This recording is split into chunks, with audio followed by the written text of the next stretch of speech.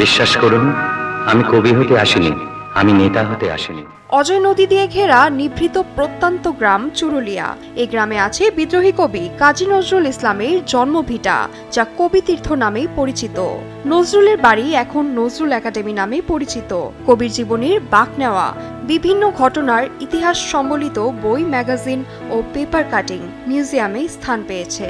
তবে ঐতিহাসিক এই কবিতীর্থ বর্তমানে পড়ে আছে অবহেলায়।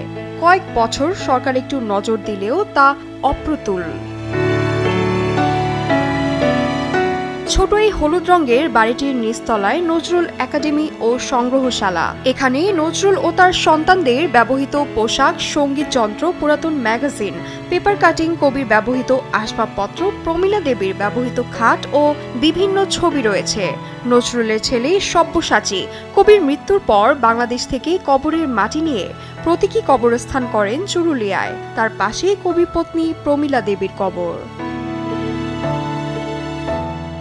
মৃত্যুর সময় কবির ছেলেরা দিল্লিতে বাংলাদেশ হাইকমিশনকে অনুরোধ করেন তাদের বাবার মরদেহ একটি বিমানে ভারতে ফিরিয়ে আনার জন্য, যাতে তার শেষ ইচ্ছা অনুযায়ী তাকে তাদের মায়ের কবরের পাশে দাফন করা হয়। কবির নিজ গ্রাম চুরুলিয়ায় তার দাফনের জন্য একটি জায়গা সংরক্ষিত ছিল, কিন্তু শেষ পর্যন্ত কবিকে কবর দেওয়া হয় ঢাকা বিশ্ববিদ্যালয়ের কেন্দ্রীয় মসজিদের পাশে।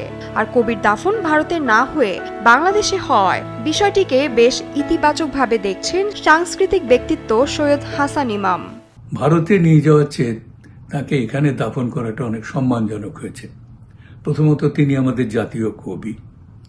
দ্বিতীয়ত, আমরা যে সম্মানটা তাকে প্রতি বছর দিয়ে থাকি, সেই চুরুলিয়াতে হলে সেই সম্মানটা ভারতে তিনি পেতেন না। যাই হোক, এটা এই দিনে আমি জনগণের উদ্দেশ্যে এই তথ্যটা দিতে চাই।